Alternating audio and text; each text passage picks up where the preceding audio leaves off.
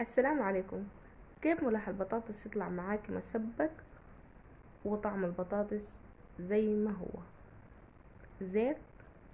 نحمر البطاطس اول، بعد ما تاخد اللون الذهبي نطلعها، وفي نفس الزيت نضيف البصل.